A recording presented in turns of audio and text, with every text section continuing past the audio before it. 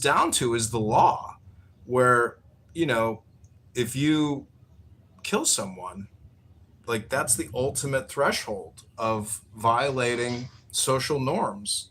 But yet, well, I think it's really because like people have a bad historical context and understanding of war and just how much war has is involved in human history, how it's like a day-to-day thing that never stops.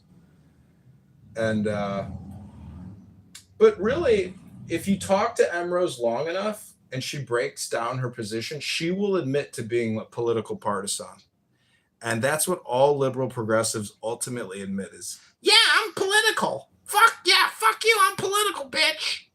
You Zio Nazi fuck, I am political. Like, you know, but then they'll say they're not political. And they'll say that, anyways. It's just like. Well, for me, the kind of the biggest mind break comes when you confront them like with.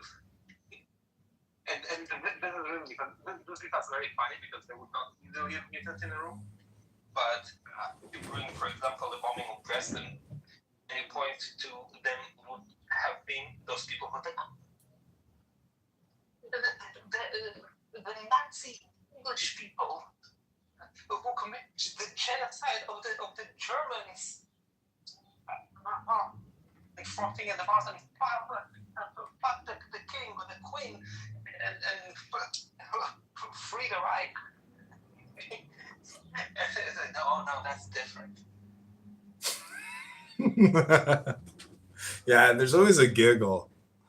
No, that's different. Those are two different things. Yeah, because then it was like, but the 48, but the Nakba, but the English mandate, but. See, this is why I think they will never ever escape their position, because it's really they don't have a good understanding of philosophy. And so they do what I call history hypnosis, and it takes them out of the now, which is eternal. And thus, that's why it's all political communication all the time. All communication is political. And that's the subcontext to their communication activity is political speech. But they can't. Yeah. This is why she's been so disturbed by the idea of what is suggested that it's an alliance of the Islamo-fascists and Marxists, because this is very that was very kind of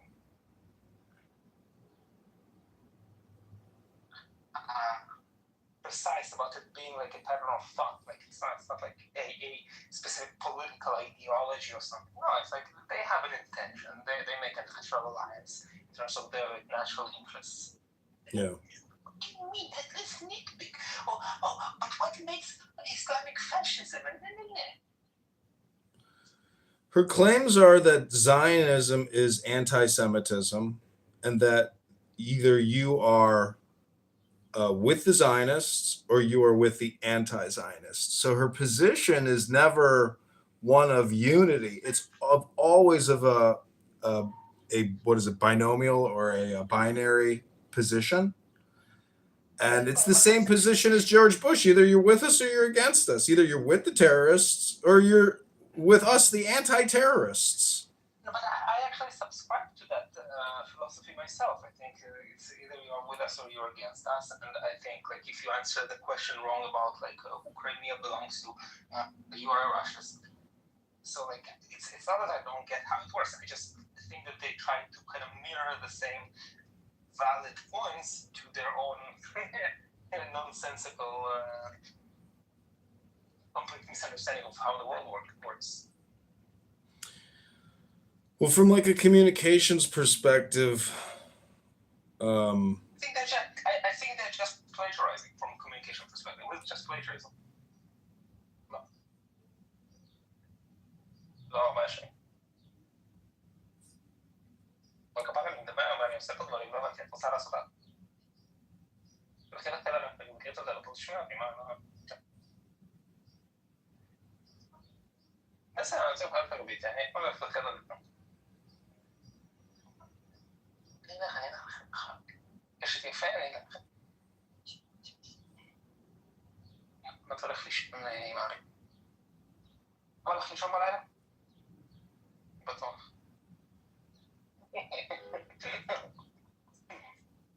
لا ما نزلوا الا استعملوا القرف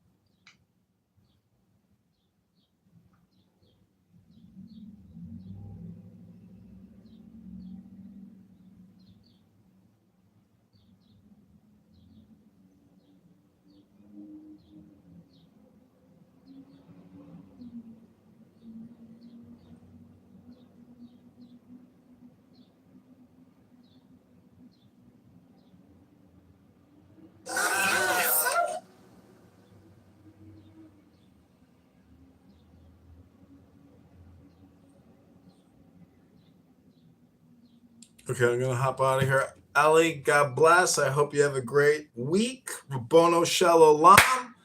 Let's keep the hits coming. Hit him again harder, and I hope Amrose wins the award for the most highly annoying person of all time. Maybe she can win a platinum award for most extremely annoying person of all time. We will see. We shall see.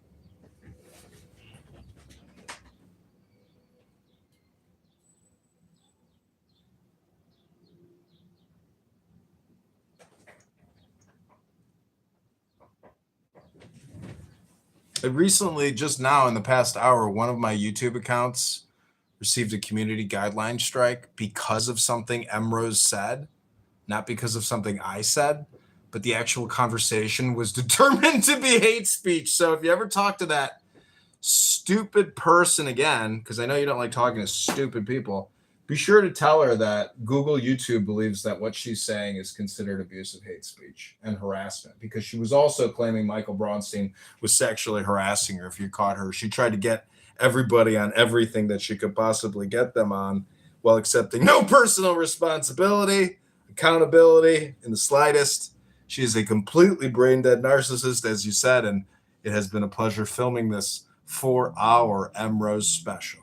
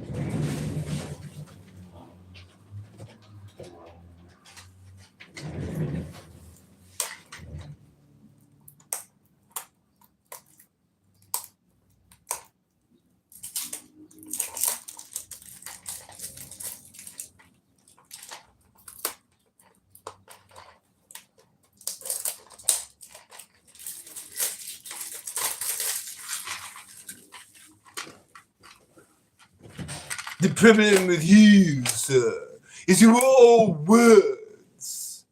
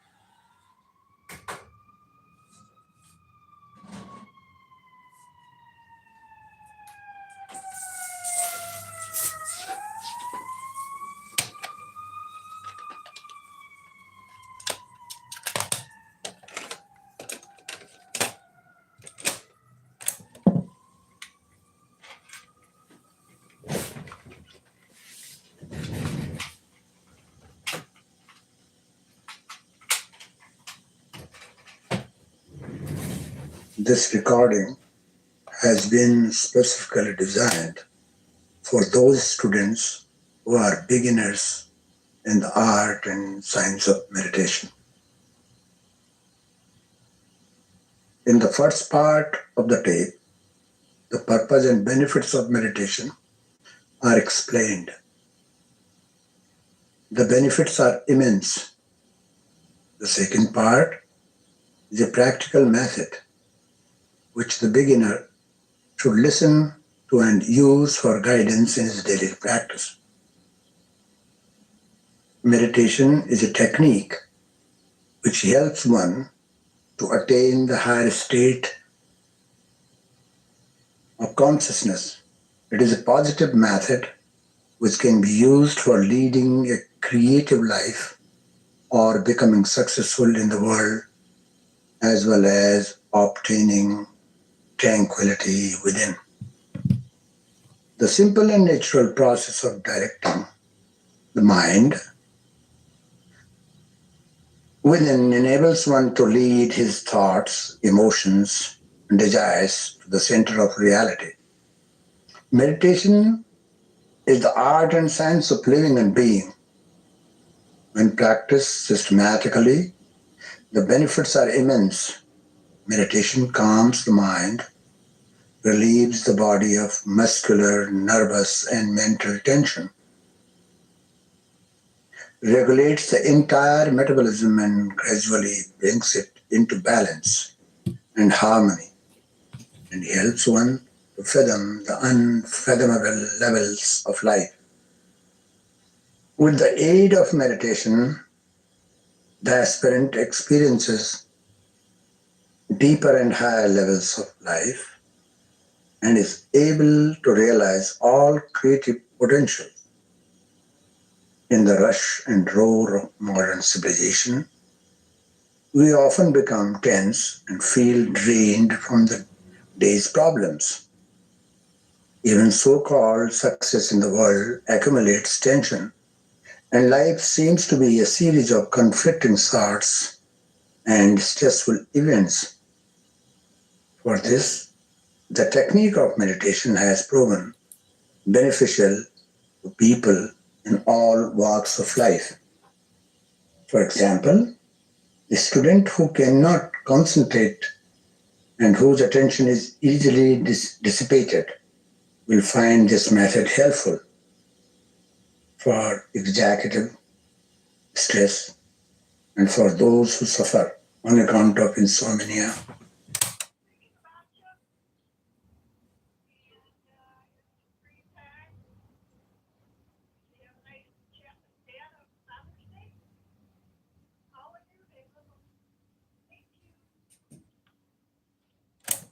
hypertension, ulcers, and other kinds of psychosomatic diseases.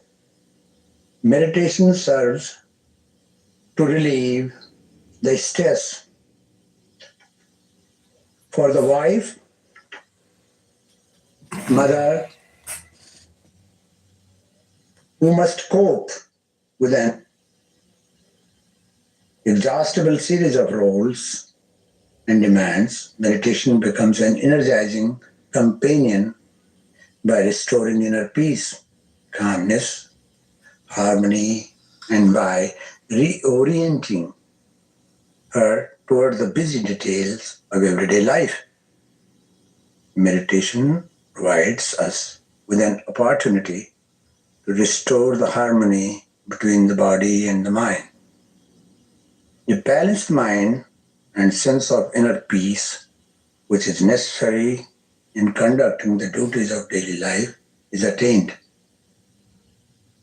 We no longer need to feel the mental and physical fatigue, which is a result of disorganized and dissipated energies. It is through meditation that both energy and perspective are regained. Meditation is not something to be approached anxiously or emotionally, nor is its objective to experience unusual visions or sounds. These predetermined imaginations can bring forth anticipated visions, which are in fact hallucinations and obstructions that interfere with the growth of the student. The purpose of meditation is not to encourage fantasies, but to release tensions from the body, nervous system, and mind. The mind has the habit of identifying itself with the external objects,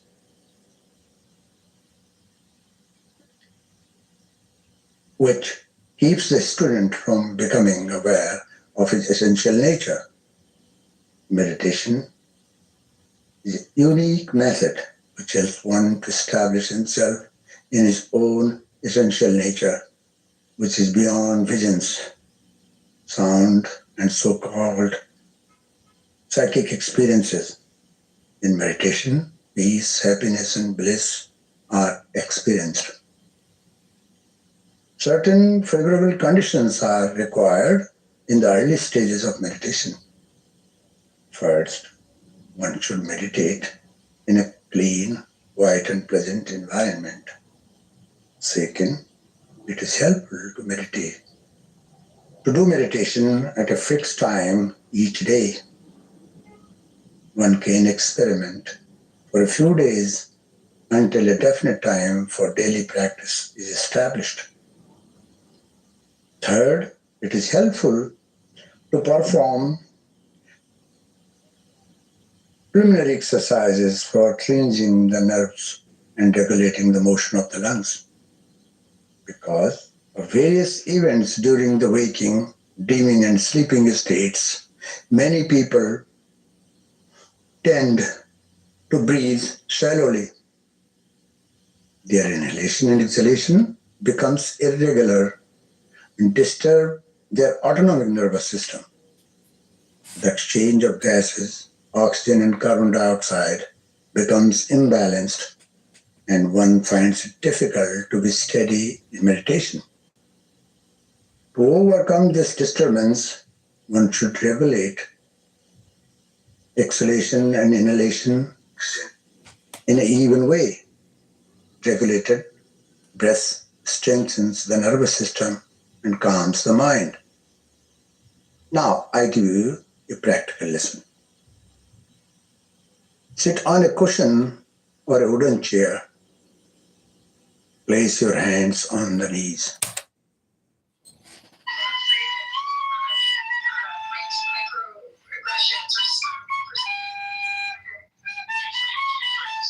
Voltage, or it might even be BP, because just like I predicted, we just saw a big chunk of liberal Zionists that were visiting no other than the Emirates. So they're going to say, there you go, we got rid of the crazy ones, now we have the normal Zionists back, we can talk to them.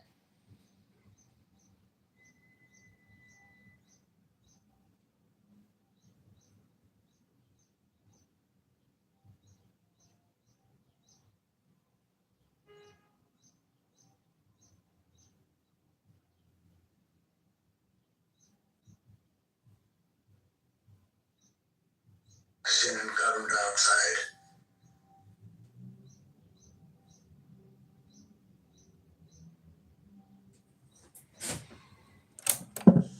Any posture which allows you to be comfortable and steady is a good one.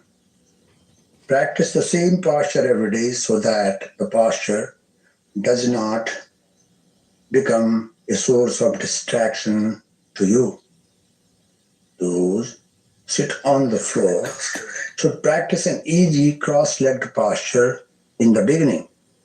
Those sitting on the chair should sit with both feet apart on the floor, placing their hands on their thighs or near their knees.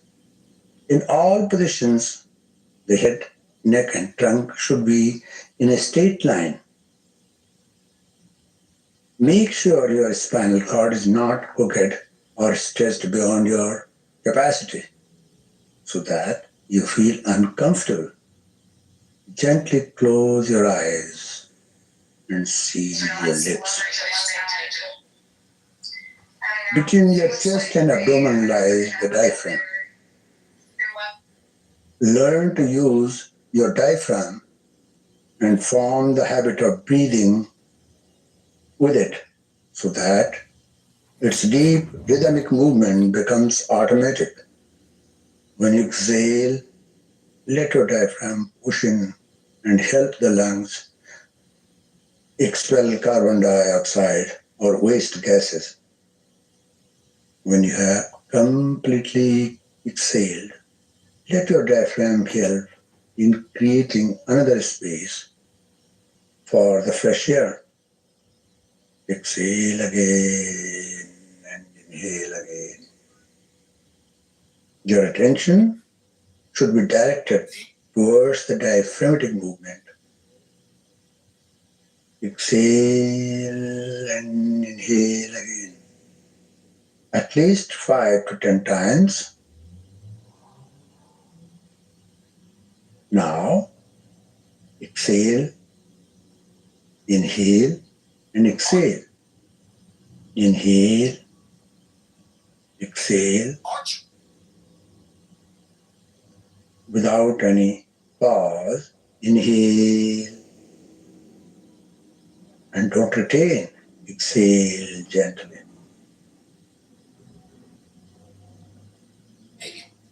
See that you are not creating a pause. Your breath is smooth. It is not rhythmic. It is not noisy. When you have done it for some time, forget your diaphragmatic movement. Now, focus your mind on the flow of your breath. Observe that you do not create jerks or sounds through your nostrils. Your breath should be as deep as you can comfortably exhale and inhale. Watch the capacity of your lungs. Do not strain your lungs. No haste. Whiteness and stillness of the body without any strain are the important factors. The more your body becomes still, the more you will find joy. Be aware that when you exhale, you are exhaling that air which is extraneous for your body. The air which you inhale is necessary for the healthy body and a sound mind. You are now mentally observing the gentle flow of your breath. If your mind runs here and there, you will find that your breath has started behaving irregularly. Remember that the breath and the mind have a close relationship. They reflect each other. Any sharp or disturbing emotional thought change the breath behavior. As you begin observing the breath, you may notice that you are creating a pause at the beginning and the end of the exhalation cycle and inhalation cycle. Do not suggest anything to your mind.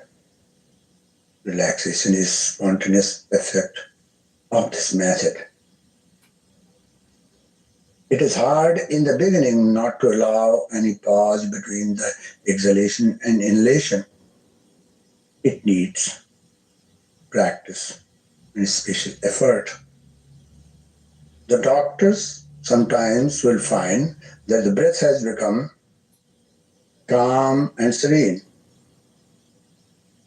The seat of your mind is your brain, which is at the crown of your head. Now allow your mind to travel systematically downward, beginning with your forehead. This is a mental process. Your eyes are closed. Then your eyebrows are coming from your forehead to your eyebrows, eyelids, cheeks, and mouth. Closing the lips, exhale and inhale.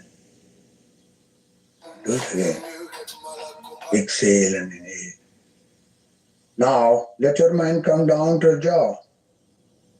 Locate the tension in the neck and throat region.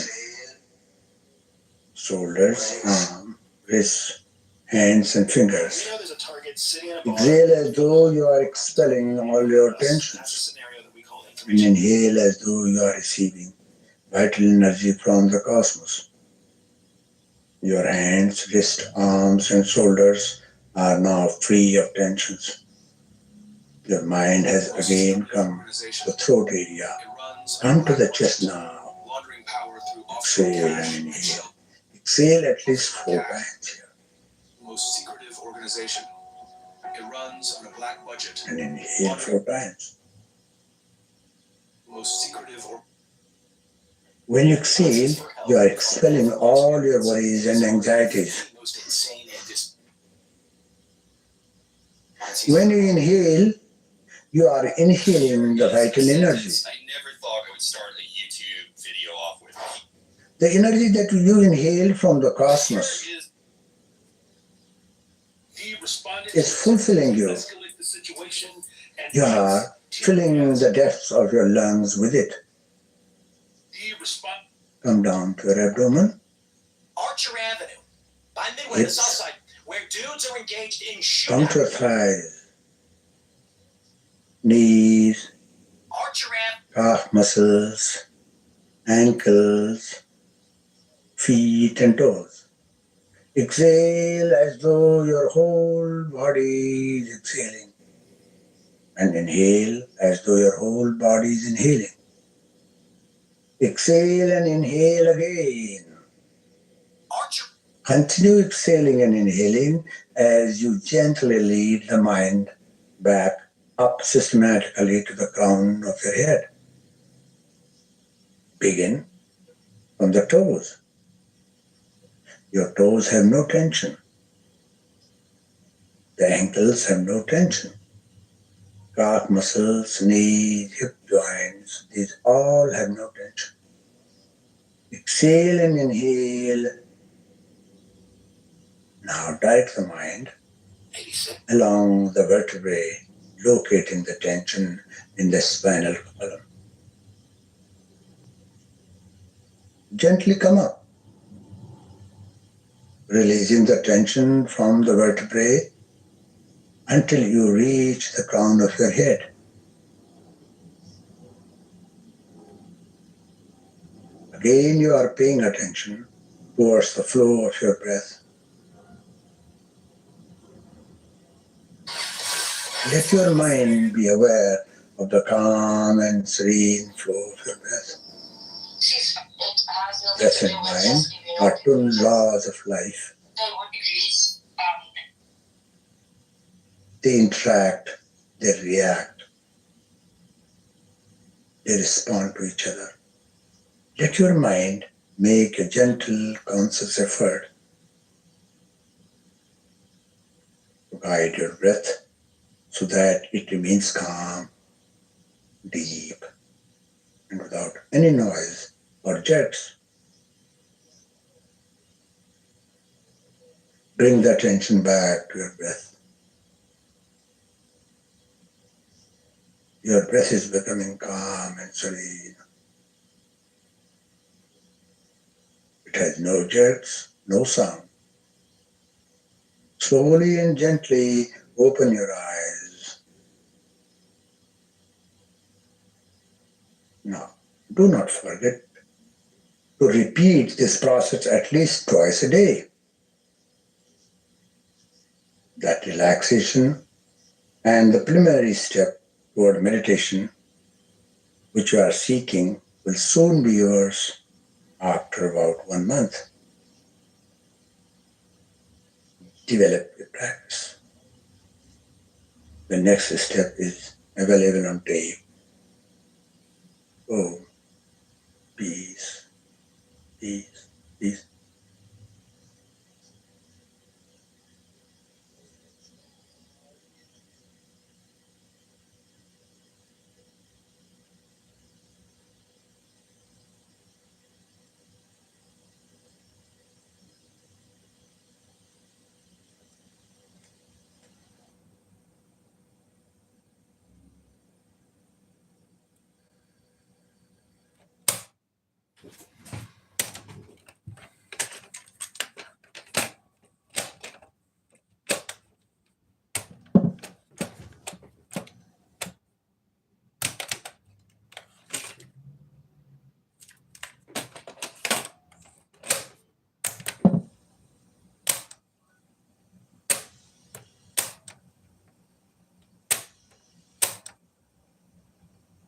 occupied by your thoughts.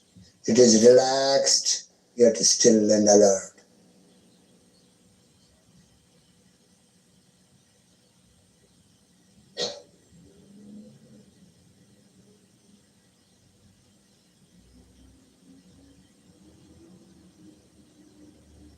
You are not body alone. You are breathing being. This life breath is given to you by a center.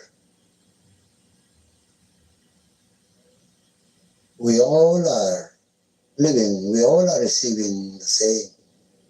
Why should we not love each other? When we forget Him, forget that center, we become individual. When we remember, we all become part and parcel of that center. Oh, my breath is creating problem for me. It is shallow. It should be deep. When you exhale, exhale all your toxins, problems, worry. When you inhale, inhale energy, hope, grace.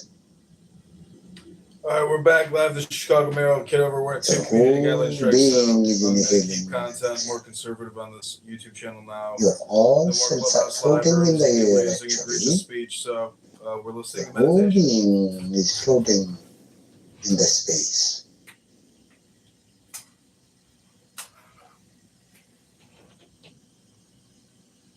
Now, any thought that comes to me, I will not allow my thought to control my life.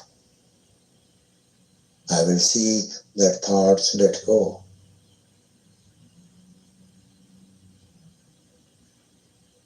I will witness, but I will never get involved with my thought patterns.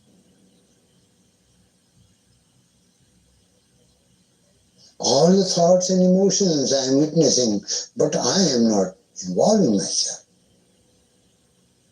There are different colors, different modes, different feelings, but I am different from them. Who are you? Are you thought? Are you breath? Are you body? No, no, no. I cannot explain my nature through speech, action, and mind.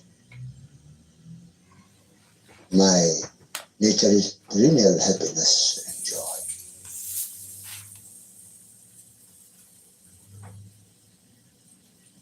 My mind again is going towards the world. Think with thought patterns. Because you have not arranged your routine well. You have kept many things pending. You are attached to the things. Don't do it.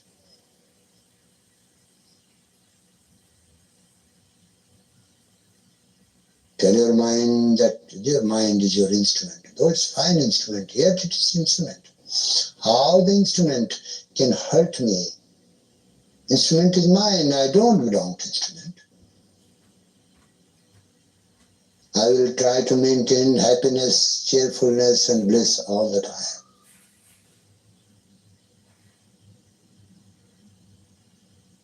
There is peace within and without. Breathe deeply, exhale, and inhale.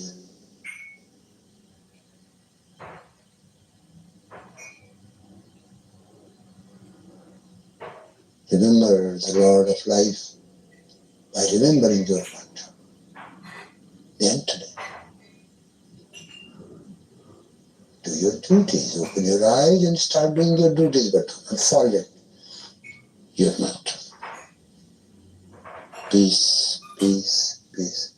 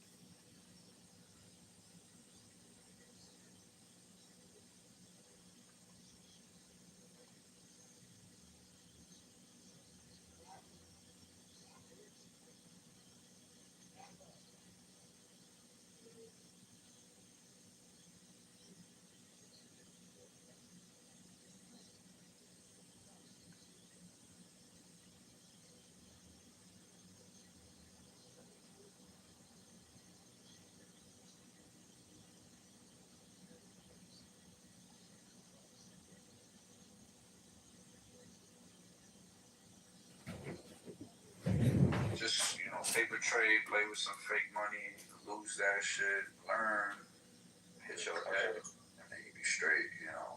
This shit look dope, though. The way it just look. Yeah, it get easy, like when you. And God specifically brought down a surah for him, and it was Wadduha, where God he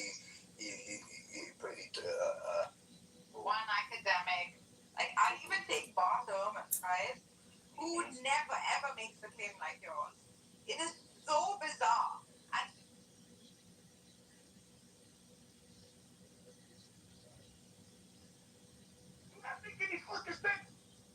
you know what don't make sense? You know what really don't make sense? That men don't have enough testosterone in their system to be the leaders that they want women to That's believe. bullshit. That's why Can I say society is something? set up the way that it is. This ain't even locked. We'll get it. Let me get in real quick. Hey, I Law. wanted to speak.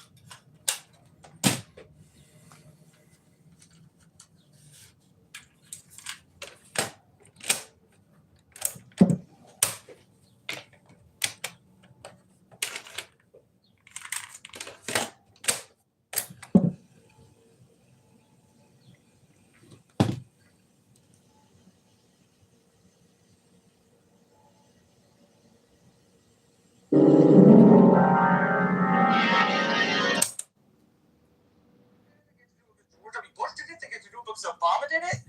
Right. But that's not what we're discussing today. I get that, but So I would like to narrow the discussion back down to the topic at hand. Okay. Okay. The answer to the topic at hand is that I can understand why people would be worried, but there is a bunch of jurisprudence that says the exact opposite. And unless we think Trump is some sort of a dictator and an emperor, he doesn't rule by fiat. He just doesn't.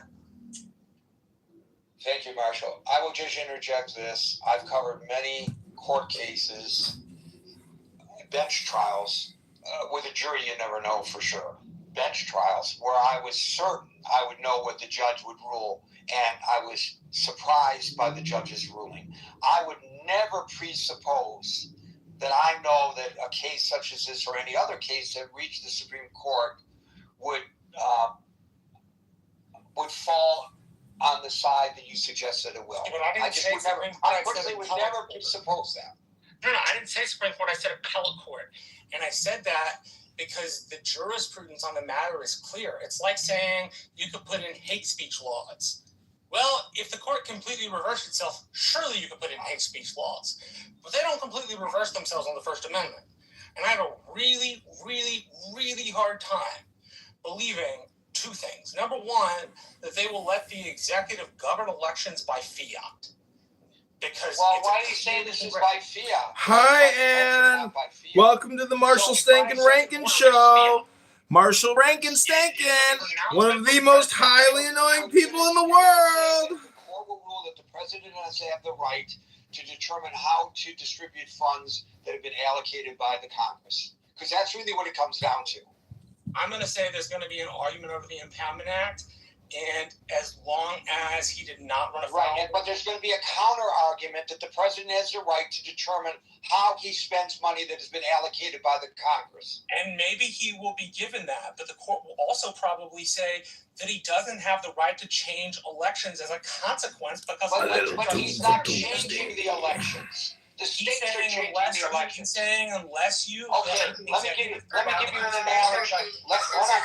We're going to go on because this is taking way too much time. But let me give you an analogy that's something that happened in real life. Did you hear me justify there was a time in this country that we may be at the precipice of again, when there was a gasoline shortage. And the government determined that in order to save on gasoline, the maximum speed on interstate highways should be 55 miles an hour. The problem with that is, even though that they are interstate highways, the speed limit is not determined by the federal government. The speed limit is determined by the individual states. So the federal government could not mandate by fiat, as you suggest, that states lower from 70, 80, 75, or 70, or 65, or 60 miles an hour, the maximum speed to 55. They couldn't do that. So what did the government do? They said, well, if you don't lower it to 55, we will withhold highway funds from you. And they prevailed. I think that's a perfect example of the argument that the government will make. I don't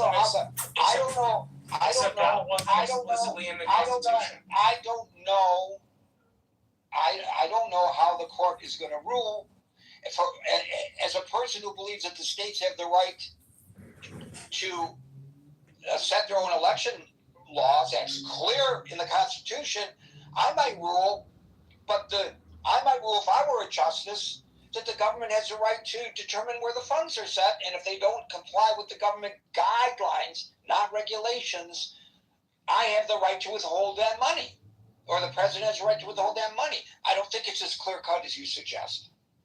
Okay, maybe not. Well, okay, maybe not. Alan. Oh, no, I'm sorry. Howard followed by Scott, and then by Alan, Alan. Hey, Gary.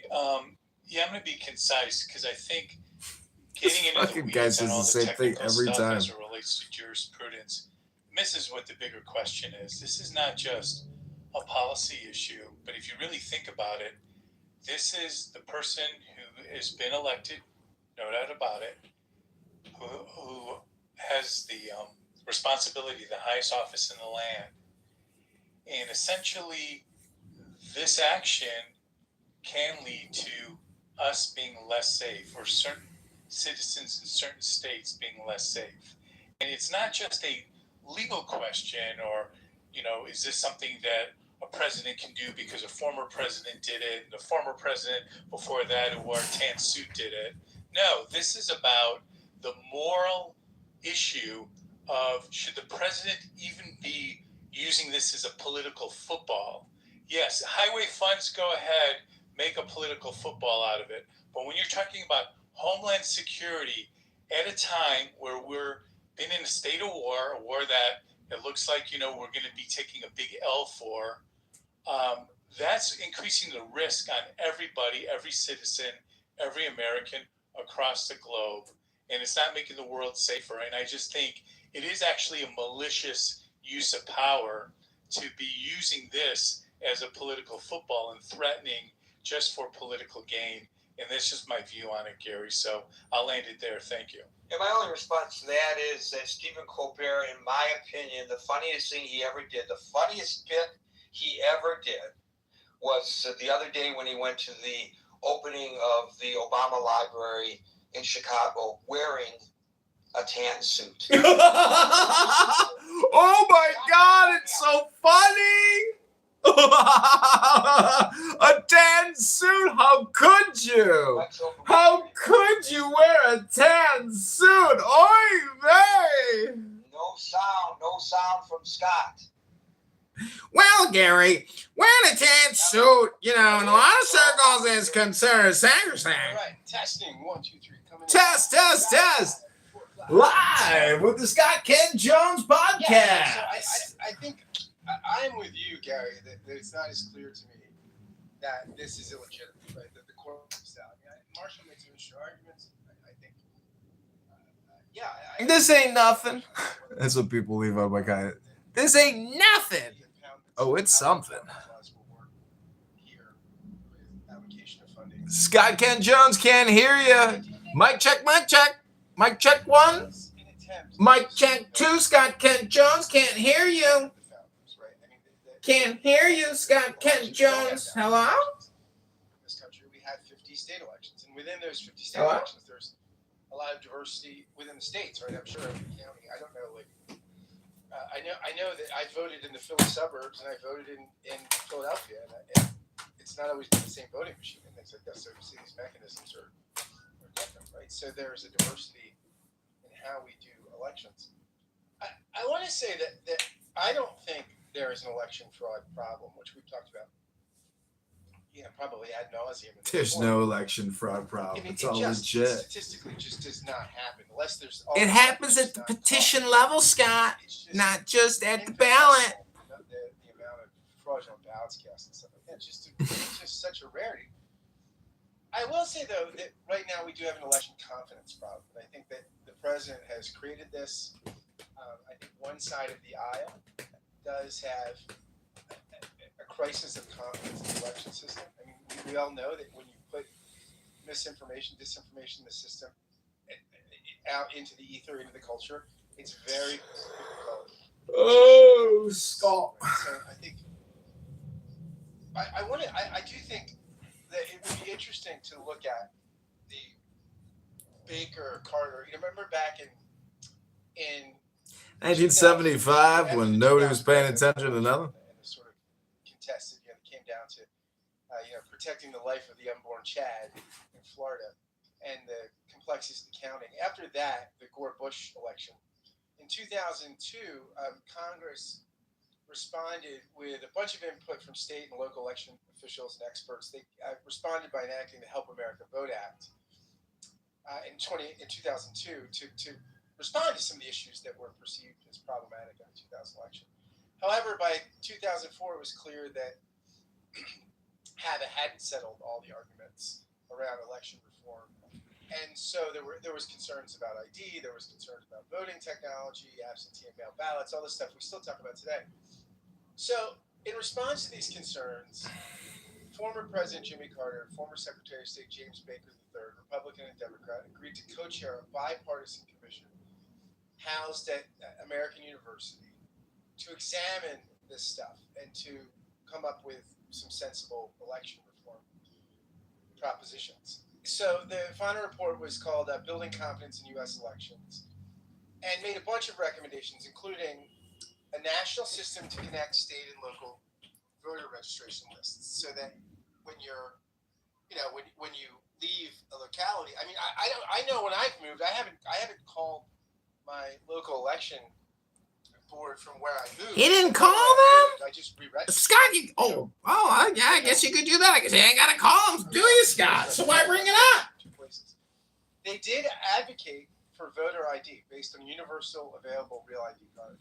I mean, I'm not a huge fan of.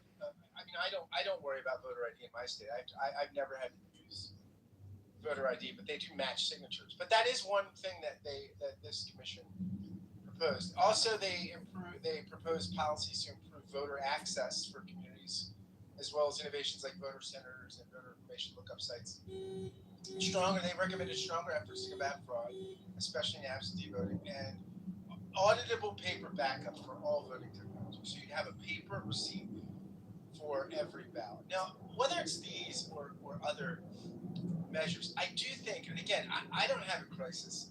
I don't have any fear that there's masses of undocumented folks voting or there's a bunch of election fraud, but a lot of the country does. And I think on some level, we have to respond to that. And something like taking seriously a bipartisan recommendations like Carter and Baker suggested might be something we have to look at in order to have a sense that universal buy-in of the country that the elections are trustworthy and reliable. Again, I had no problem. Of course, you got no problem, Scott Ken Jones. A lot of people do. So I think we have to respond to that if we're going to move forward as a country. Thank you. Scott, if you go to vote and I went to vote ahead of you, or I went to vote behind you, and I walked up to the election register, the election worker, and they say, "What is your name?" I say, "Scott Jones." Well, wait a minute, Scott Jones already voted. Or if I did it ahead of you and you came up, Scott Jones. Well, Scott Jones has already voted. How am I not going to get? How are they not going to catch that? There's a huge danger that if I vote illegitimately in your name, I'm going to get caught.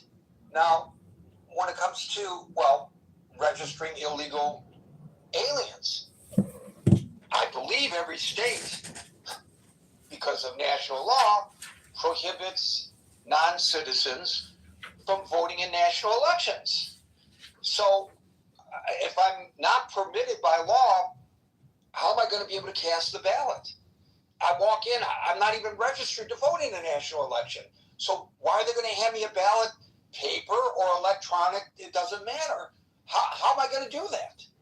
It's like... If you're registered in multiple places and you're in a state that does universal mail-in balloting, they may send 2 ballots, right? Not because it's nefarious, but because you're registered in 2 Bingo! Election fraud. Marshall Rankin engages in election fraud. We've got him busted. Ballot harvester. and making sure people... Busted! Well, Marshall Rankin's busted.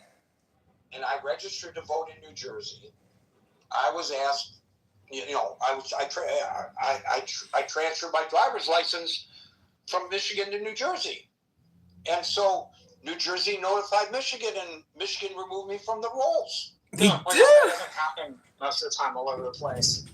There are tons of places in the United States, in fact, most places in the United States, where the updating of voter rolls is seldomly done, and the number of people who fill out change of address forms is way below the number of people that actually move. So if you're in Pennsylvania and you move to New Jersey and you never bother to fill out a change of address form, you just register in New Jersey, and both states have, say, universal mail-in balloting, and they're going to send the ballots to your home. Well, then you get a universal mail-in ballot and fill it in Pennsylvania, and you get a universal mail-in ballot in New Jersey. That's a great example. And neither of those is breaking the law. That's a great example. That's a great example, given that neither of those states have universal mail-in ballot. No, I mean, I know that.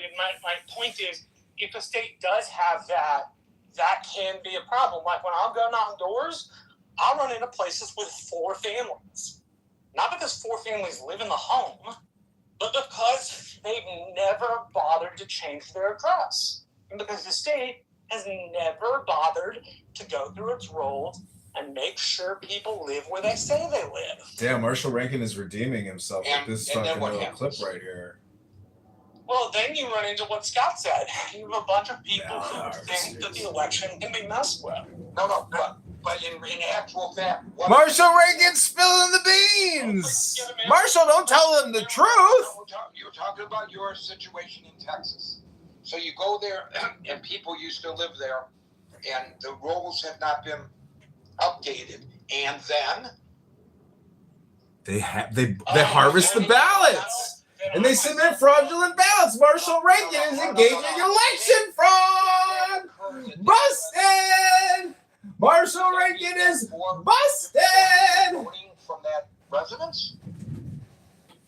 It means they can't be registered to vote in that. I know, but does that mean that they are? There's no way to tell that from the registration. Not unless I had Mr. Smith, Garcia, Anderson, and Gonzalez all in a room. All that you know when you look at the map is that Mr. Gonzalez, Anderson, Smith, and Garcia are all registered at this address. Okay, so when you knock on the door, when they fill out their voter registration form for Texas, and they fill out that address, their unique voter identification number gets sent to that address. And so maybe they vote, maybe they don't vote. But it's like it registers multiple people living at an address. And Texas doesn't do this. Like, in order to get a mail-in ballot in Texas, you have to be over 65. You have to have a hardship if you're under 65. But in a place like California, where there are universal mail-in balloting, and California does have similar problems to Texas, you end up getting mail-in ballots for the same people at multiple places. I'm not saying that means there's voter fraud. I'm just saying, to Scott's point, that there is a worry about this, and that at some point you probably have to address the worry. I mean, that I can't think of anything more truthful than that. That's exasperating for people who look at the current system and go, well, it works just fine.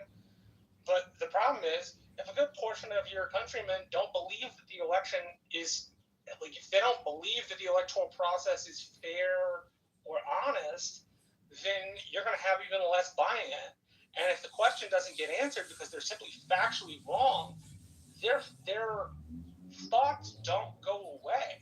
When this happened with Tilden in the 1870s, the Democratic Party's thought of rigged elections didn't go away for 35 or 40 years. Right? It didn't matter that they were wrong. It didn't matter that their view of elections was just keep clipping Marshall Rankin. We got the inside track now on ballot election fraud. Ballot harvester. Marshall Stankin Rankin from Hidalgo County, Texas, is a ballot harvesting election fraudster. Busted! Promulgate a lie, and because of that lie, it's not a lie. We just confirmed it, Gary. Workable election system to satisfy the concerns that he is lying about, knowing that it's a lie, given the fact that there has been no evidence to suggest that any election was stolen. That's what we had to do in 1886. 1886. After the 1876 election, that's what we had to do, because a giant portion of our countrymen didn't believe the election was truthful. I'm not saying that's right or good. I'm just saying it was. Yeah. Well, I know that I heard people say, because, and this was almost predictable, that when the mail-in ballots, which got counted last in Los Angeles, when the lead changed in the mayoral election, see, we knew this was going to happen. They really believed that the Democrats had dumped a bunch of fake ballots, and they're absolutely insistent upon that. But that's not going to change. Are you suggesting that we not allow any mail-in ballots? I don't know whether this proposal does that. Are you suggesting that we not allow mail-in ballots? No. Of course not, Gary. No, I work. Well, hold on. I work in elections. I'm kind of partisan about mail-in ballots. I think in certain places they help Republicans. My point was, I don't care whether there is a percentage of the population, a hefty one, that doesn't believe they help, and their votes matter as much as ours. Okay, but to use your argument that the perception becomes... Get him, Gary! Therefore, the perception has to be corrected, not the reality. If a large number of people believe that mail-in ballots are subject to fraud, and that the Democrats are dumping fake ballots in the mail, and there's no way to prove otherwise, even though we know that's not true, your argument is people think that, and we have to correct that perception. Great. Then should we get rid of mail-in balloting? No, Gary. You're not listening. You have to do something. I'm not suggesting you get mail-in balloting. Well, I'm adding to what Scott said, which is, like it or not, whether they're right or not, they believe this, and they affect national politics, and they affect state politics. And so, regardless of whether these people are honest or truthful, their views are impacting things. And it doesn't help when states don't clean up their rules, because you end up with situations where you get mail-in ballots for groups of people who live in different places. And while that is not a nefarious thing, it's very, very easily explainable because voter rolls haven't been updated.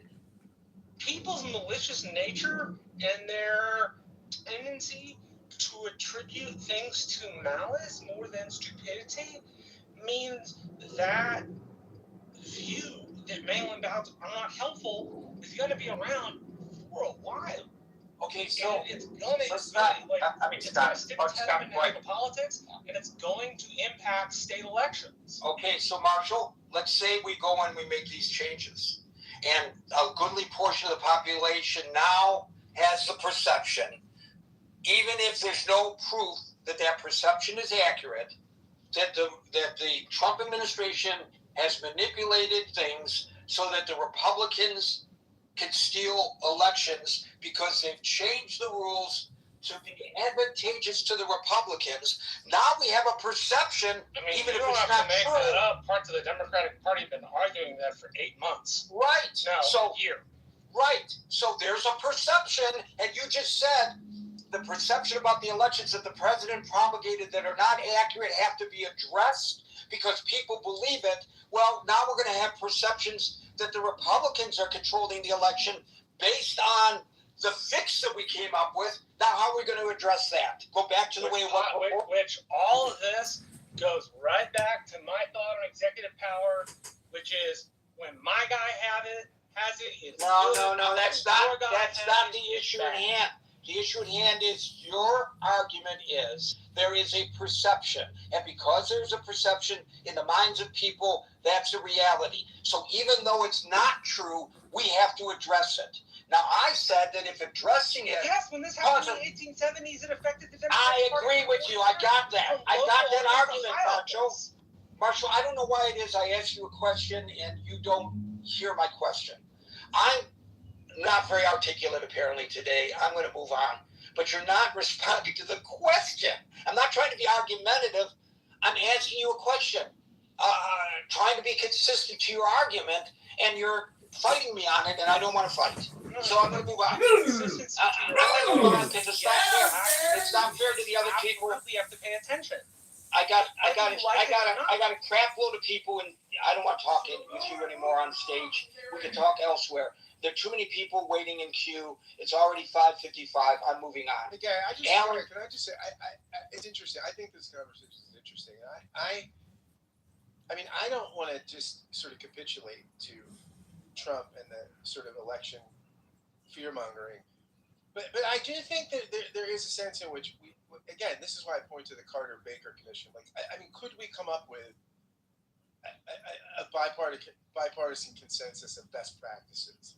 And again, leave it in the hands of the states, but attempt to sort of build some consensus in the states that these are some best practices. Again, this is from the perspective of someone. I think this is a solution in search of a problem to some degree. But I mean, we do have to deal, as Marshall said, I think, with the reality of things on the ground. But at the same time, Gary, I mean, I take your point that what happens if you accommodate this, and the other group thinks it's illegitimate, which is why I think you right. So now we have to get a solution in search of a problem again. Right. So this is not good governance at all, in my opinion.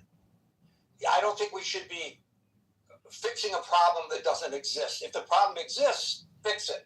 If there's need to clean up the voter rolls in the various states, well, everybody in each state should pressure their state government to clean up their voter rolls. That's a states' rights issue because the states run the elections. And so I don't know what the situation is in Texas. Marshall does, but Marshall's in a position to pressure his state legislature and his state government to do something about it. And that's how you resolve it. Or change the Constitution to where the federal government determines how elections are run. And that's an argument to be made. And I think that's where the president is trying to, through hook or by crook get us into that spot where the federal government runs the elections.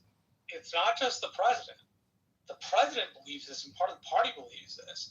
But the party leadership in the Democratic Party also believes this. Okay, but it's not the Democratic Party who is. No. I'm saying the belief in national.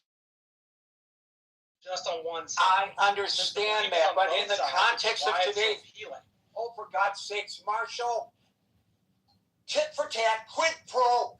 I will agree that there are tads on both sides of the aisle, and I will agree that everybody is maneuvering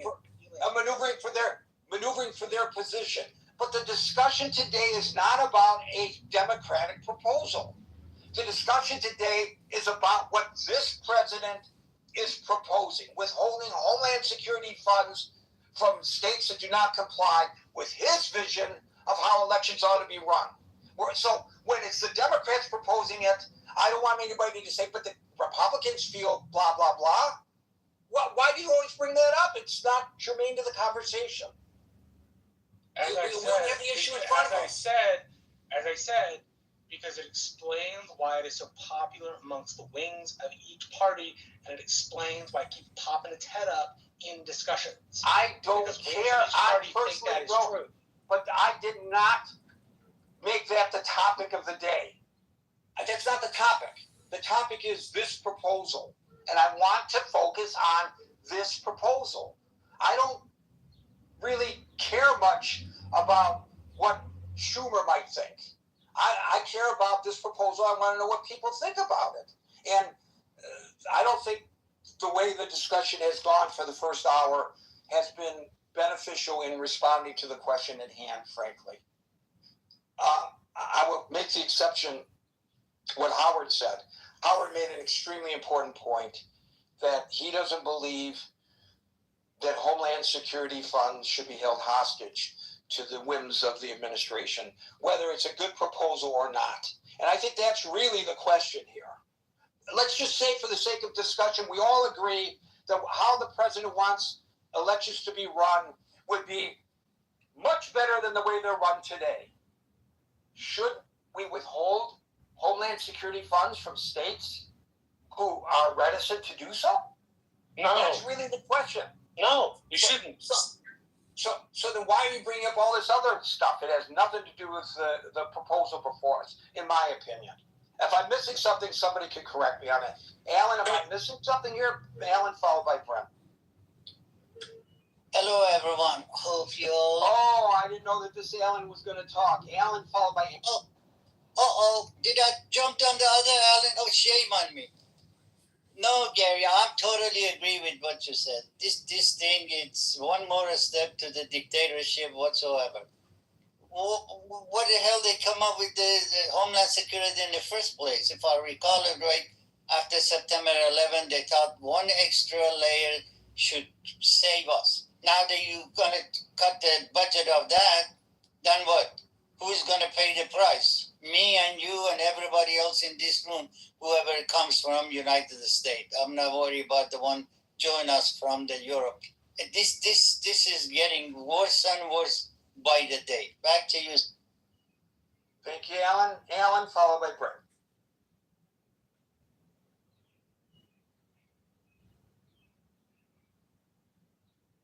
ALAN, followed by Brent. Okay, this is a technology issue. First of all, we don't have to go back to the 1870s. We can look at 1960.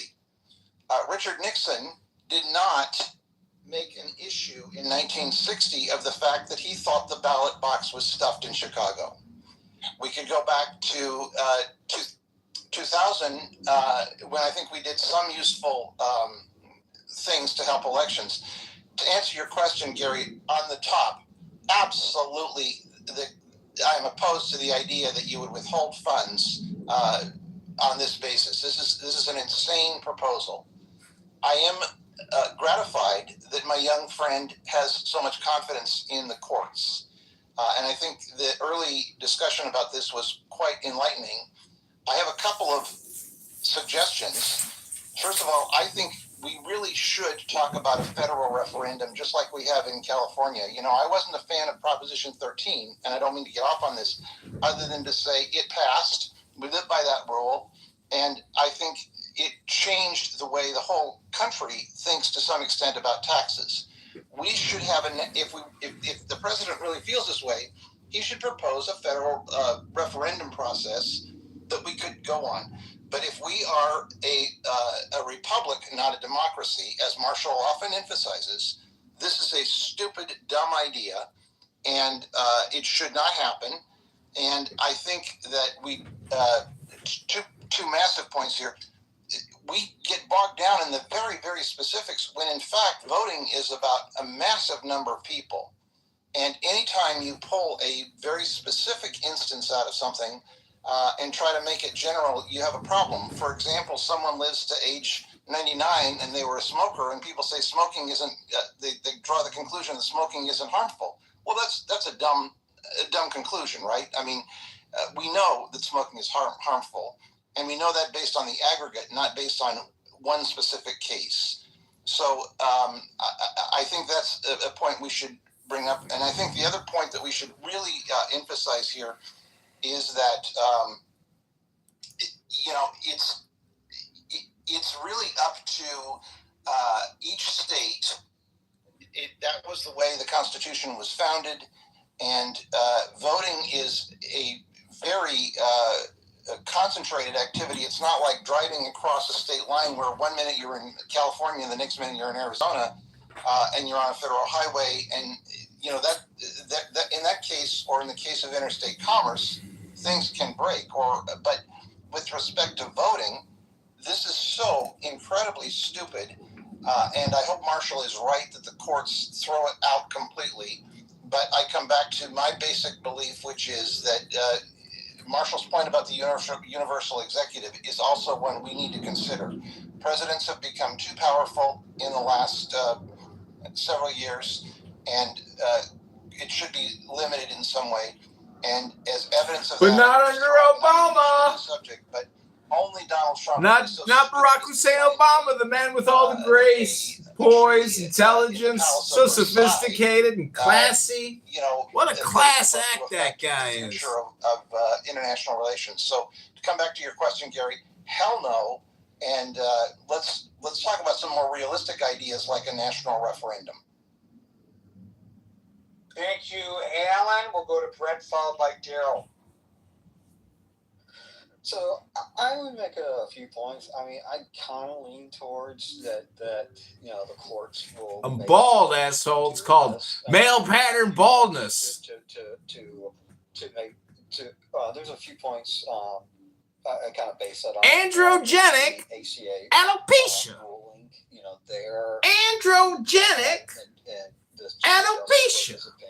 Don't make no ad hominem attacks on my YouTube channel. I'm reporting you. That the federal government cannot coerce How the states dare you into doing a policy it disagrees with. In that case, expanding Medicaid under the ACA by essentially taking away funding that they already had. A lot of discussion on the highway bill or the lower the drinking age. In that case, what they found is that the funding kind of directly related to highway safety, and that's kind of where they drew the line there. In this case, I think they're going to have a hard time making that case. This is funding essentially. For counterterrorism, for kind of emergency preparation grants to states, and it's going to be a hard link to make to ballot things like ballot design and things like voter registration, etc. So I kind of lean towards we're going to be okay, and the courts will uphold and reject this. That said, it just does kind of show you how power hungry this executive is. This executive does not care if he changes the rules to benefit him. and will do so any way you can. And that's a threat to democracy. And I don't, Marshall talks a lot about.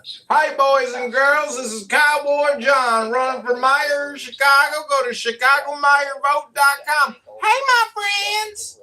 It's me, Darren Bailey. Hey, friends.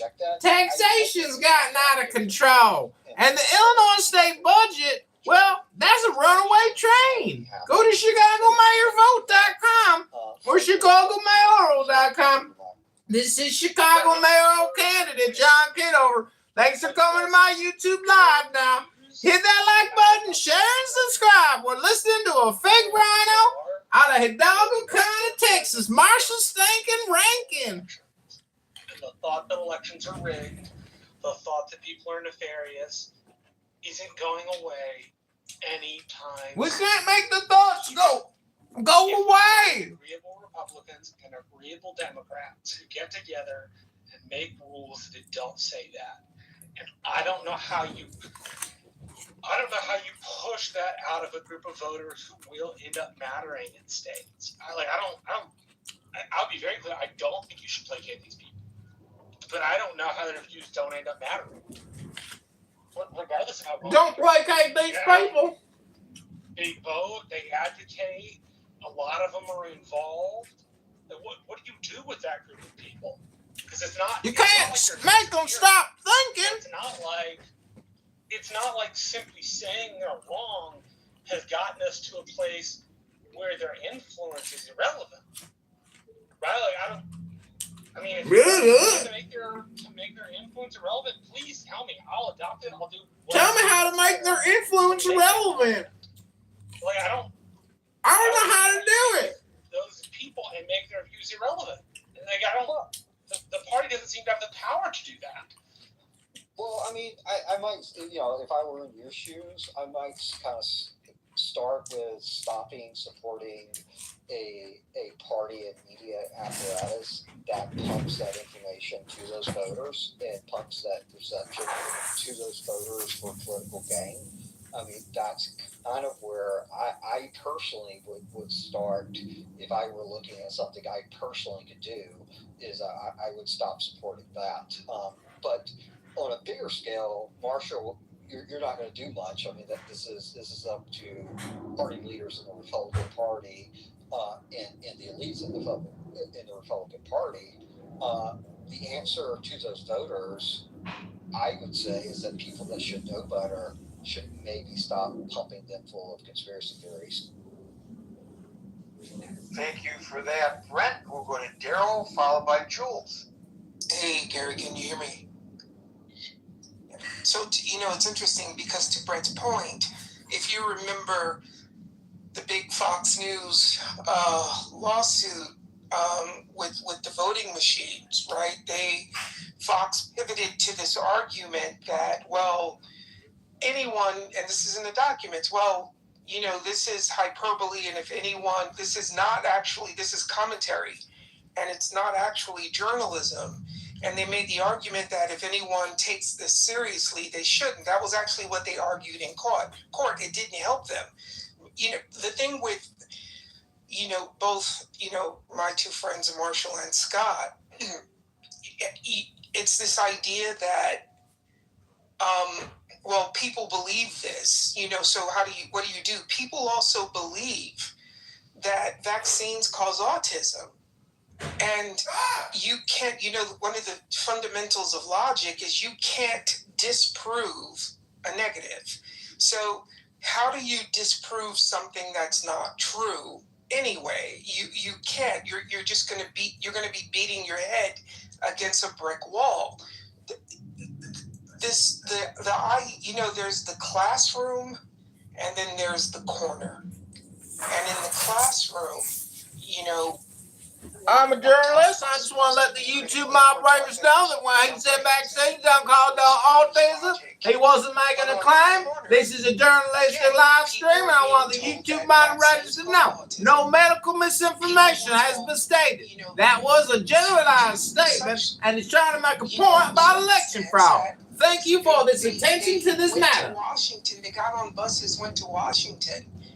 and try to stop the certification of an election. It doesn't behoove anyone to spend a great deal of energy and effort trying to disprove something that was never true in the first place.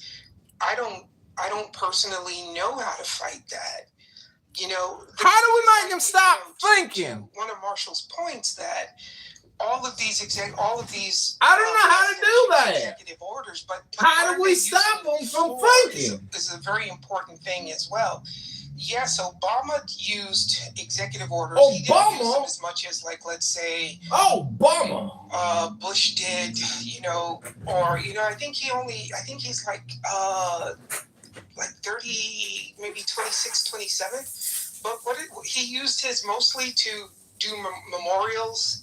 He did some stuff for some social change, and I think he did some stuff with regards to some federal spending, but it was, and I'll Google it, but it was mostly about how money is allocated. When you're talking about,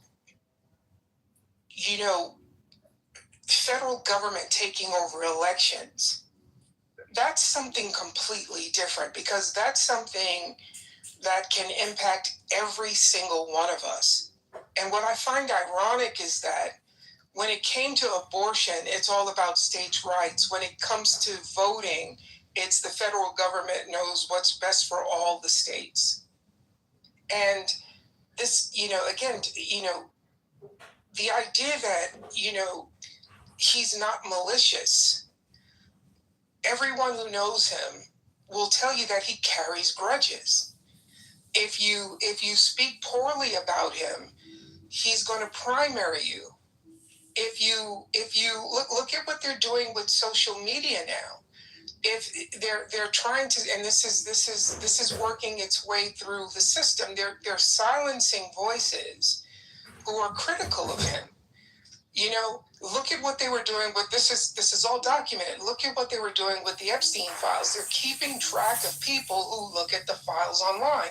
This is why when they first dropped, I was all through those files. I was obsessed. I haven't looked at those files because they're tracking people.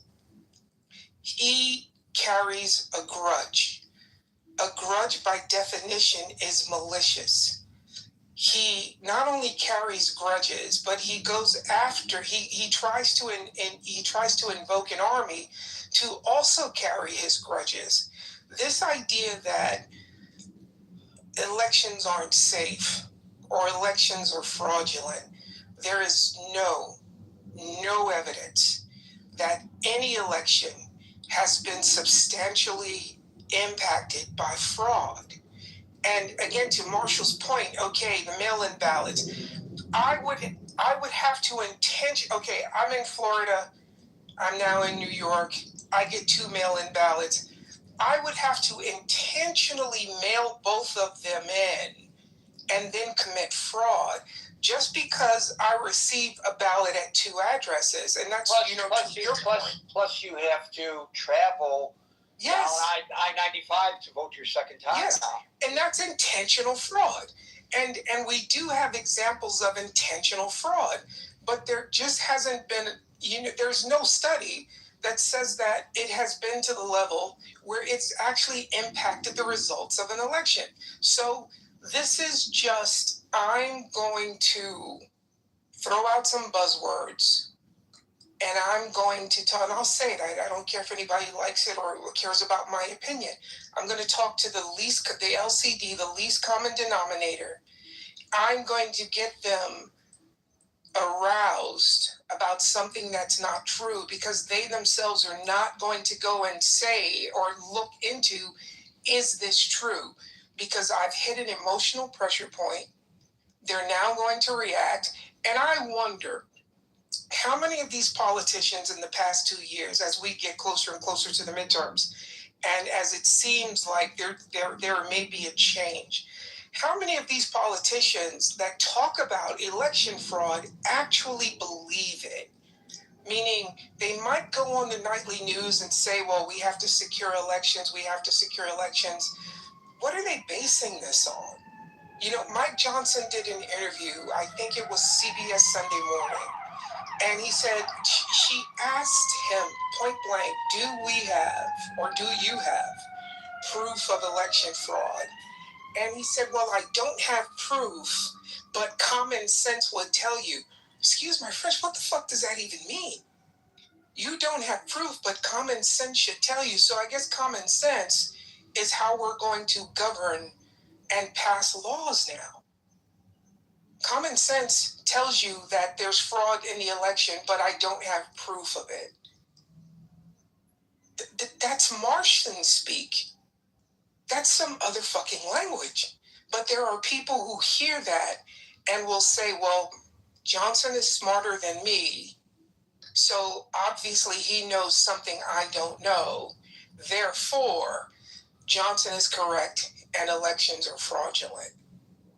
I don't know how as a society, as a collective body, we convince people that an untruth is simply not true if they have already chosen to believe it.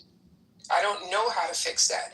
I know that you're not fixing it by federalizing elections when the entire establishment has been built on this backbone of states' rights. Well, here's the thing, Daryl.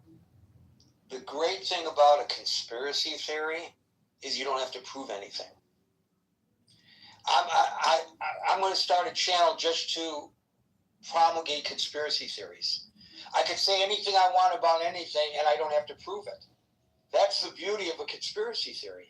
What do you think about that? Are you in it with me? Well, you want to be a co-host? Yeah, you know what we should do? We should bring back lawsuits. You know, if some guy goes on national television and says that Michelle Obama's a man, there should have been a lawsuit on his doorstep the very next day. That could be our first topic. Well, that the other chick has us beat with Macron saying that the French prime minister's wife is a man, and she's already getting sued. I would prefer not to spend the rest of my life in court.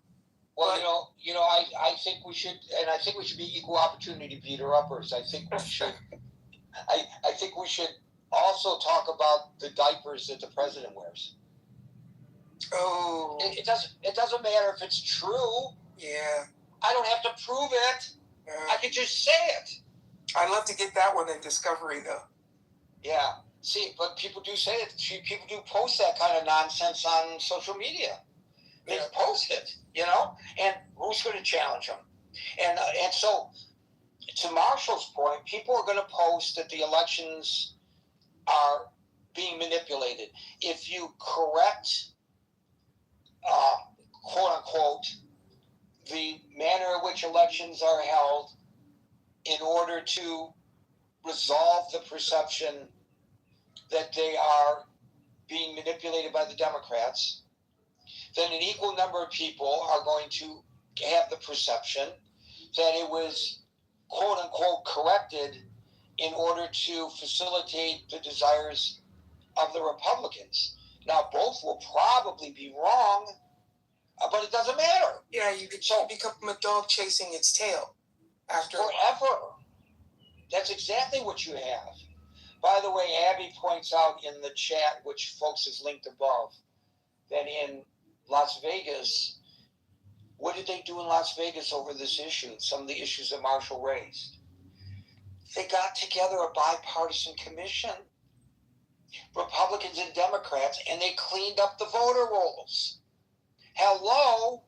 How about the government requiring states to establish bipartisan commissions to clean up their voter rolls? Would that not solve the problem? Yeah, but then they'd argue. Then the individual states would argue who's going to pay for it, because it always comes down to money. Well, you know what? We got money for a lot of other things. If it means that you have to throw some money behind it, great. Yep. So what? Yep. the cost of one cruise missile will probably cover all 50 states cleaning up their voter rolls. So that's one less cruise missile to fire. That there could be worse things in life. Jules, followed by William. Hey Gary, how are you? I am good. How are you, Jules? You're real good, because in the last sentence you said what I was going to say about getting a bipartisan group together, cleaning up the voter rolls. So I'll try to follow the guy who reads carefully about the Epstein files and doesn't want to talk about conspiracies. But you bring up a good point. It used to be election day, it's election week, election year, election this way, election that way. I mean, other countries could do it, we can do it too. I mean, what's so hard about this? The only problem I see is that both Republicans and Democrats are trying to use the laws and the rules for their advantage. And that really has to stop. That's really what I have to say. I blame both parties. Of course, maybe one party does it better. The party that has a guy with a Nazi tattoo on lets him run for election, and everybody supports him. So maybe they do it better by sticking together. I don't know. But we really got to get our act together. We have people running who don't believe in any prisons anymore. Even if you murder someone, no prison, no lockup, no nothing. I mean, and we're a very divided country. Who's running that's a prison abolitionist?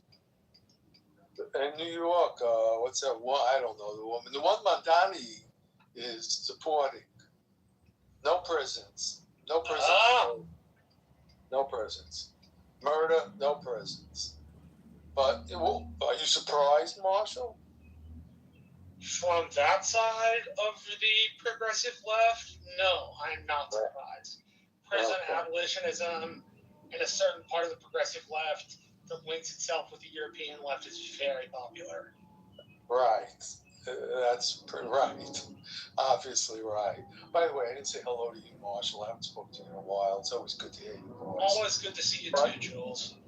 Yeah, but we really, this is a good topic. Voting is very important for our country. That's very split right now. And we can't be fighting over, about what the rules should be. It's got to be bipartisan, and we have to settle it that way. I don't like the idea. Someone brought up the Supreme Court, and I'll end with this. We have a person on the Supreme Court that doesn't know what a woman is. So I hate people like that making decisions for the whole country about anything. Wait a minute, there's a Supreme Court justice who does not know what a woman is? Ketanji Brown couldn't define what a woman is. No, I will say this. This also gets misused by the right. Yes, there was an answer of what a woman is. But typically, when Supreme Court justices are asked questions like that, and they're being interviewed in the middle of a confirmation hearing, typically they don't answer those questions because of cases that might come before them. Now, she didn't answer in the way every other justice ever had, which is, Senator, I can't answer that because of a case that might come before me. But that's where her non-answer came from. She didn't give a non-answer not because she didn't know what a woman was. She gave a non-answer because typically justices in confirmation hearings are not supposed to give answers that are specific like that. Did she say that, or you're just... No. I'm saying that's what people typically do. She responded differently. But typically the non-answers for everybody up to her had been that they had cases in front of them. They would have cases in front of them. She didn't say that. I don't want to argue with you, Marshall, but it's very simple. All she had to say was biology determines that. That's all. Yeah, my point is, that's been used as hay on the right. But in my opinion, it's not Marshall's. It's not Marshall's projection. Her response was, when she asked to define the word woman, quote, "I can't, not in this context, I'm not a biologist." And then she added that as a judge, her role is to interpret the law and resolve disputes rather than to provide academic definitions. And I think that is precisely what Marshall just said, in other words. Yes, it's what he said, but her answer was so ridiculous, in my opinion, and in half the country's opinion, or maybe more. Yeah, because half the countries don't watch Supreme Court confirmation hearings, and they expect justices to be partisan rather than nonpartisan.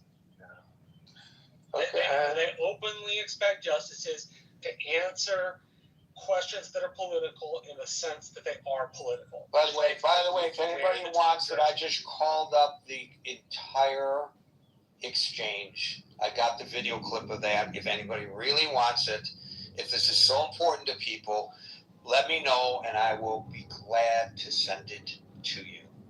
Thank you, Jules. I didn't thank Daryl earlier. Thank you, Daryl. Thank you, Marshall. Gary, We'll now go to be well, Gary. Be well, Marshall. Scott, be well, and all others on this page. Be well. Bye-bye.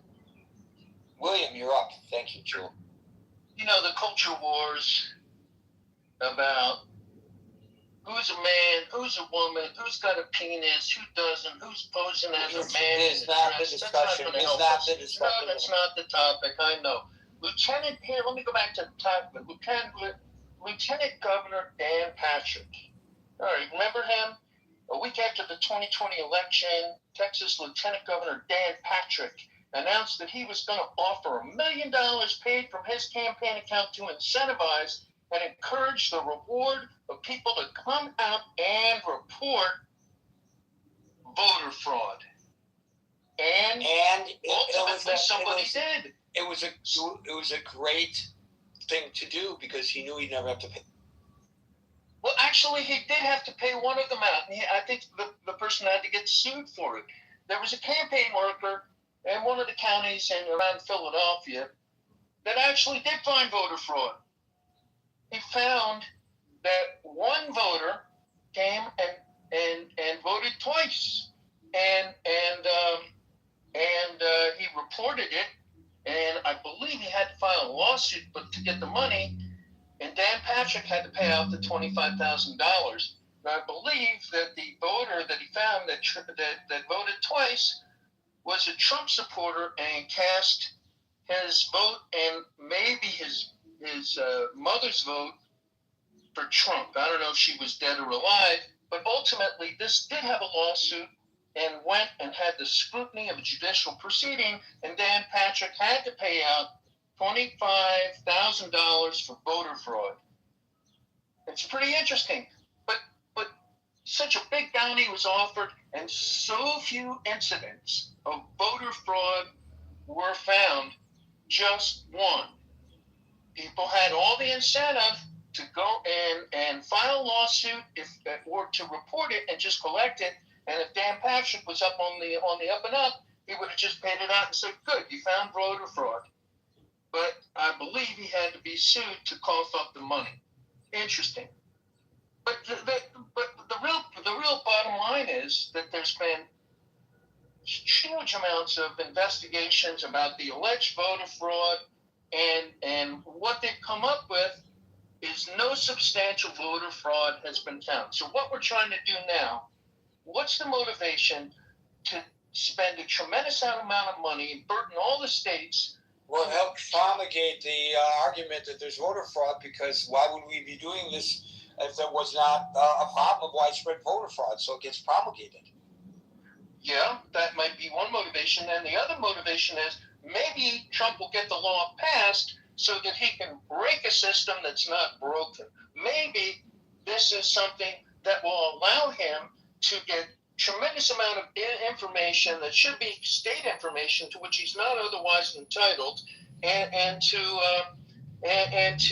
engage in voter intimidation and all the kinds of robocalls and right. So if you take this in context, the attempts to obtain state voter information on the federal level, they've actually been seized in some cases. You recall that the former Director of National Intelligence showed up in Georgia to oversee the seizing of such records. There have been court cases supportive, actually, of them taking these records, I believe.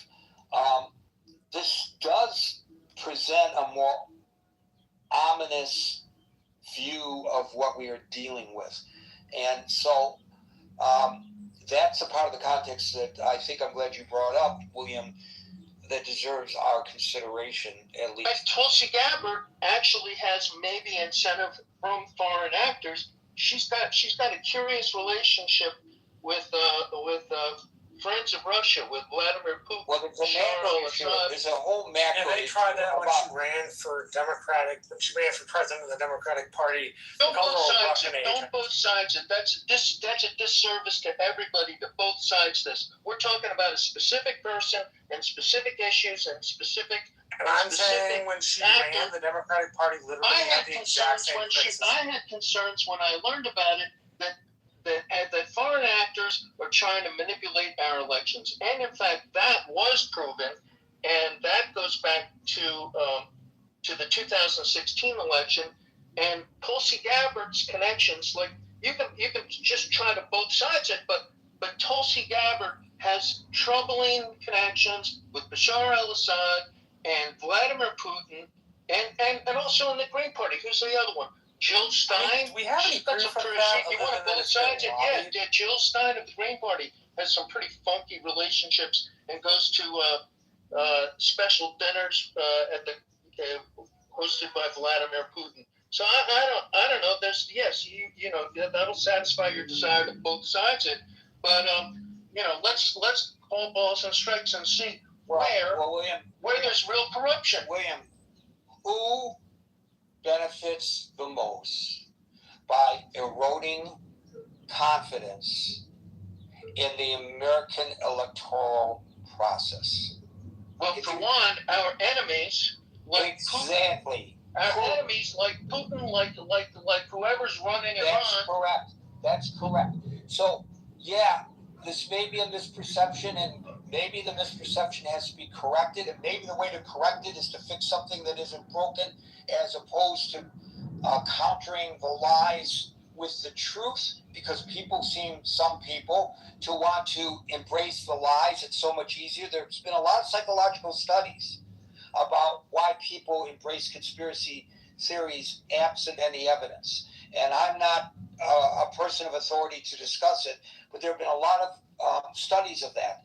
But as you so correctly point out, and this is not opinion, this is on the record fact, our government knows that for some time now, over a decade, and probably longer than I'm even considering, the foreign actors, primarily the Kremlin, have been attempting to cause us to lose confidence in our electoral system, to lose respect for one another if we're members of the other party or other philosophical viewpoint. And to quote Jesse Ventura, we're all a bunch of lemmings as a society because we fall for this trap. And we have the arguments all the time. It's the Democrats, it's the Republicans. Well, the Democrats did it too, the Republicans did it too. That's exactly playing into their hand. And if there's any area where we as the American people, I believe, as a group, are ignorant, I'm not saying stupid, are ignorant, is to the fact that we are allowing ourselves to be manipulated by the likes of Putin. And that's exactly to what you refer. And he's not just interfering with the elections in the United States. He's interfering with elections in Romania, in Moldova. He's trying to gin up some sort of claim that he needs to go in and save Russians who are in Transnistria between Ukraine and Moldova. He's interfered with the elections in Europe. He's supported the AfD in Germany. He's supporting, to my knowledge, the so-called Reform Party in the UK that has Nigel Farage, who was the guy that precipitated Brexit. Putin had his hand behind the distrust in the system that led the UK to do the exit from the European, the EU, and have Brexit in the first place. And all of this corruption is initiated by Vladimir Putin. And what has Brexit done for the residency of 10 Downing Street? Six prime ministers in 7 years, I think, with his current resignation. Destabilizing elections is one of Putin's methods of attacking the West. Of course, at large. Of course. Then maybe we need some kind of, we can't rely on elections. We can't trust the electorate. We need somebody to come in and take charge because we're incapable of running our own elections. That's why we have all this fraud. All these people who volunteer every year, all these white-haired retirees at the election centers, they're involved in fraud, We can't trust them. I've been volunteering in these elections since after Bush versus Gore. I've been volunteering. And you must be really old because the prerequisite is that you have gray or white hair. So I'm bald. Yeah. Well, that explains it. That's how you got in there a little early. Thanks, William. Yeah, I think very excellent points you bring up today. Thanks. Hero, you're up. Hey, thanks. I raised my hand quite a while back because of something Marshall said about universal mail-in ballots in California. It was an example, probably not an exact example, but you don't have to respond right away. So here's what we know. This idea that half, he says something half the population. I know it's not true, but half the population believes it. So obviously we have to accommodate them, right? Just like a Bush people think. What was the other example? That Tylenol causes autism. Right?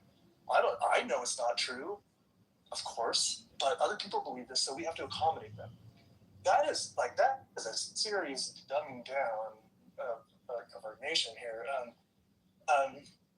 And is it we know where these ideas come from?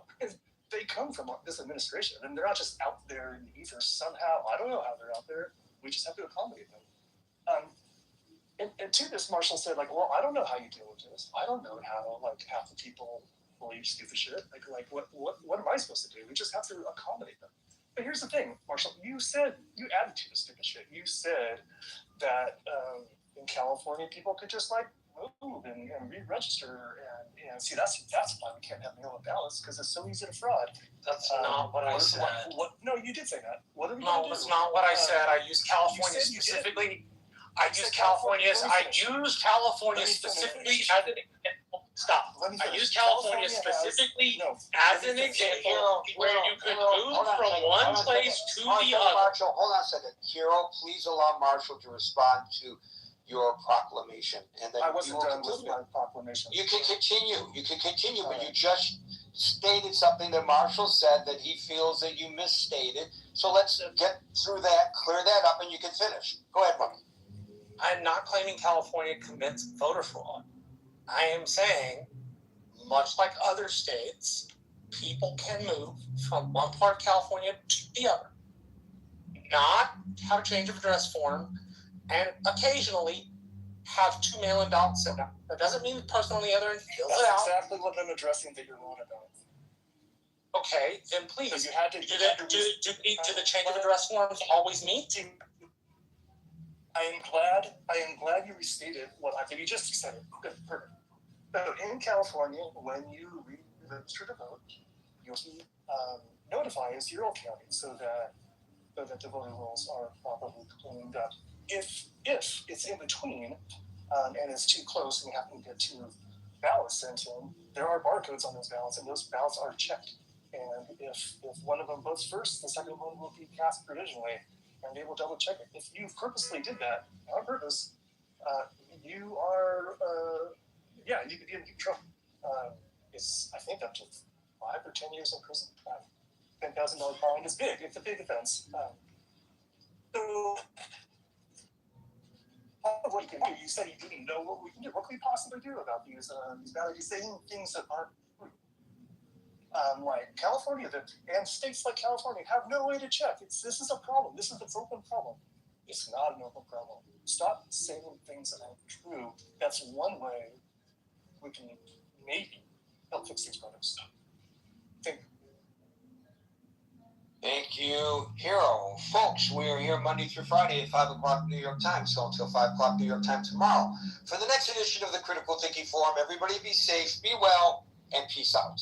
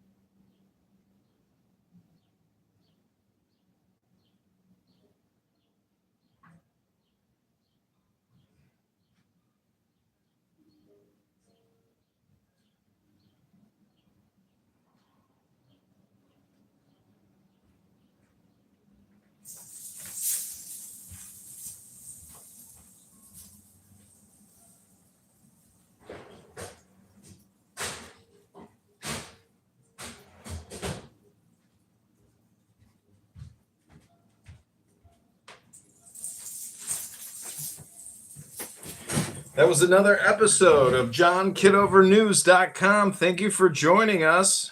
This is Chicago mayoral candidate John Kitover. Go to ChicagoMayorVote.com right now. That's ChicagoMayorVote.com, or go to ChicagoMayoral.com. You just listened to a debate about election fraud in America. Hit that like button, subscribe, comment. Thank you all for coming. I hope you have enjoyed this bonus episode of JohnKitoverNews.com. You just listened to Stankin' Rankin, Fakin' Republican out of Hidalgo, Texas.